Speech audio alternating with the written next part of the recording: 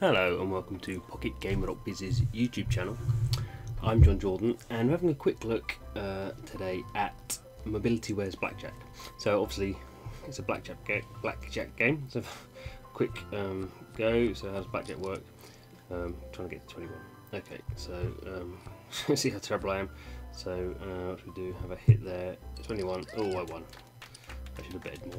Okay, so obviously there's a lot of these kind of card-based games. It's kind of hard to differentiate yourself from other kind of games. It's basically a card game. It's a kind of a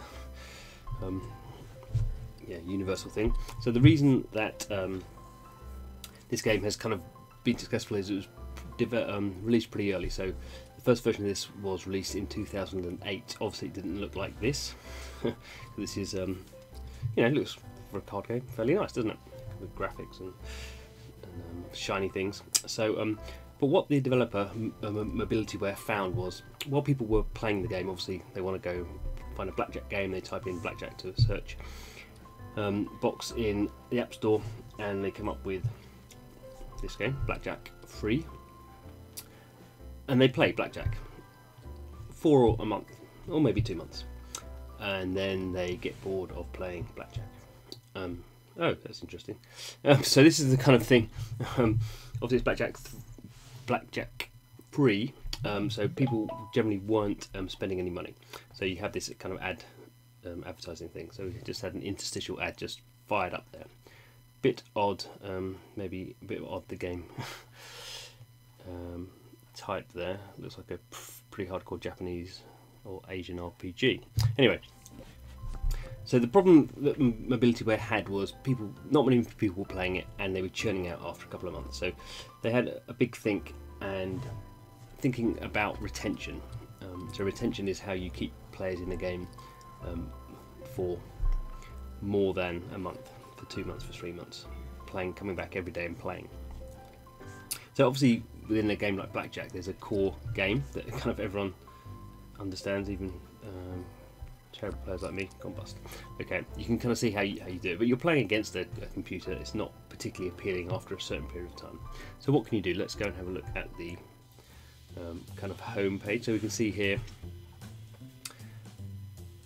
it's got this extra kind of experience around it. I guess the user experience. I was playing there on the beginner's luck table. So it sees a minimum of $5, maximum of 500. So we've got this progression. So these are different tables.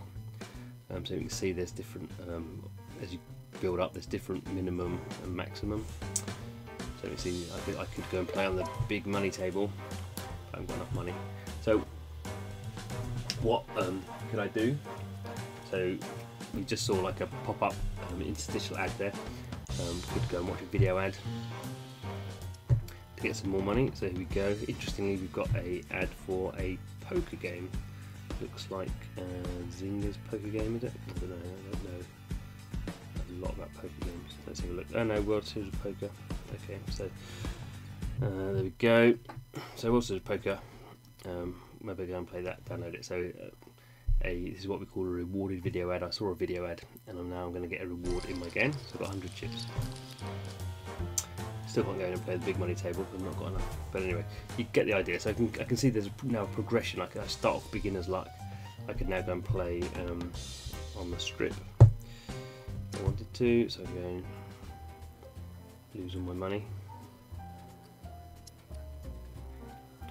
If I need more money, I can press on this, get more chips. So you can kind of see I saw a video ad, and you can see on the bottom right there, watch a video ad, get 100 chips. So I can go and watch another video ad if I wanted. Obviously I can spend money. This is where rewarded video ads work very well, where they're kind of like an easy entry level into buying. You're not actually buying anything in there, but you're kind of doing something and getting a reward, and then you kind of understand the value of the chips, and then you go, well, maybe I'll buy, like if I spend $5, whatever, I get almost 22,000, and every day you get this kind of bonus system. So every 4 hours you get another 200 just for free bonus chips. So we can see here the rewarded video ad kind of helps progression because it keeps people playing, and it gives people, so you can progress up the tables. It also makes people understand how the economy works. So this is an important thing with the retention. It also helps with monetization, which when the game first came out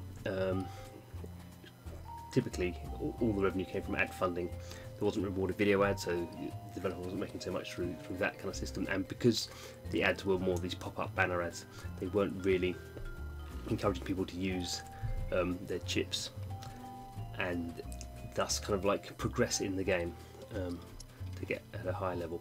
So the other thing you say here, so obviously social is very important to these kind of games, so you can log in with Facebook, see your friends on the leaderboard. So this is the other thing. If we go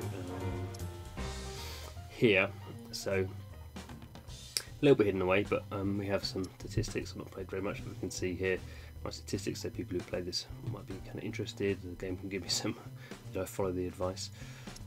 Achievements. Now achievements are kind of, achievements are important, so people get this sense of progression. They're not just, they have more than a sense of progression, the game's telling them. So if I unlock the high roller table, I'm going to get, again, 25 chips. So you can see everything in the game is are you progressing in the game? So there's the game itself, playing, winning chips, but most people play until they run out of chips. But then there's progression. You go playing up a higher table, you get some more chips. Win 1,000 chips or more in a single hand. So you can see here there's a few of these things that I'm progressing along, not very many. If I play 100 hands, I've only played not 100 hands yet. Again, so we can just see that this achievement system is actually really important to retention and progression. And also, even though I'm not logged into Facebook, so this is a little bit meaningless who these people are who have won lots of money. But we can see, there's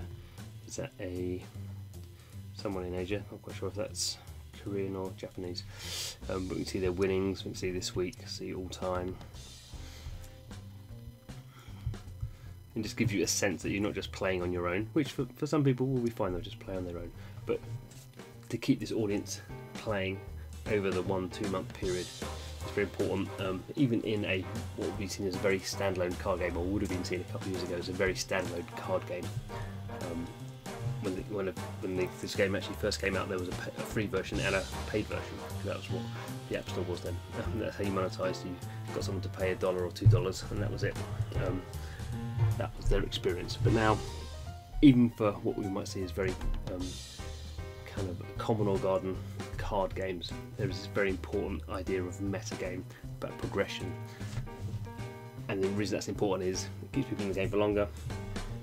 One, they're getting a deeper experience, and two, it makes it easier in a sense for them to then spend money or be monetized in indirect ways such as rewarded video ads. So that's just a quick look. I think it just shows how the sophistication of the mobile games industry is changing a lot. It's not about building games anymore, it's much more about what we call live operations, so keeping a game live, adding new things in there, and kind of community and all that kind of stuff. And that's equally as important as the game, and in some cases much more important. So thanks for watching. Don't forget to subscribe to our channel, and hope to see you again soon.